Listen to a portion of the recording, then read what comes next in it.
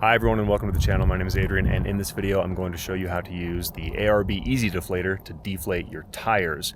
We're headed down Hole in the Rock Road right now to do some hiking, and we've come down this road a lot and it just washboards and vibrates the hell out of your car. So deflating the tires is a great way to make the ride smoother. Now when you're deflating, you typically don't want to go below 10 PSI. We're going to drop down to 15 PSI.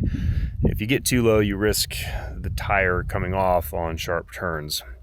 Unless you have bead lockers, which if you're watching this video, you probably don't have bead lockers because you already know how to do this.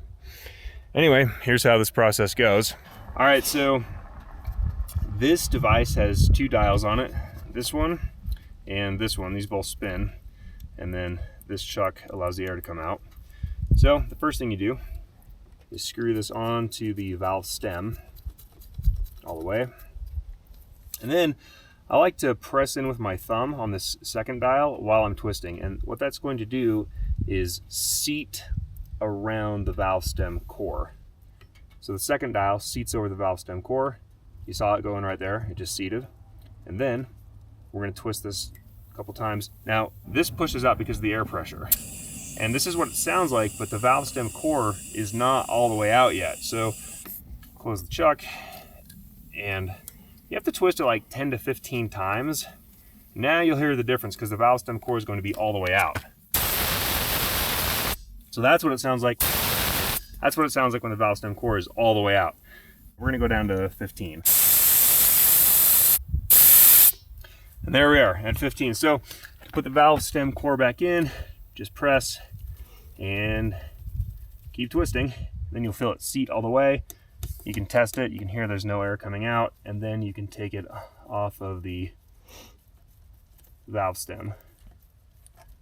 So when you're letting the air out of your tires, a couple things. One is you don't want to go much lower than about 10 PSI unless you have bead lockers on your wheels.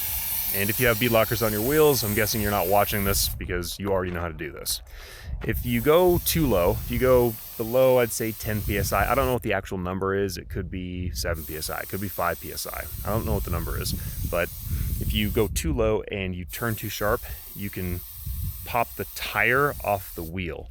So you don't want to do that. And you don't need some off-road rig to do this. You can do this with anything that has air in the tire. We just have a Subaru Forester with basically normal tires on here. These are just, what does it say? Legacy All Season Plus. So we don't have fancy tires, we don't have a fancy car, but it still helps a lot. It's gonna help with whatever vehicle you have if you have air in your tires.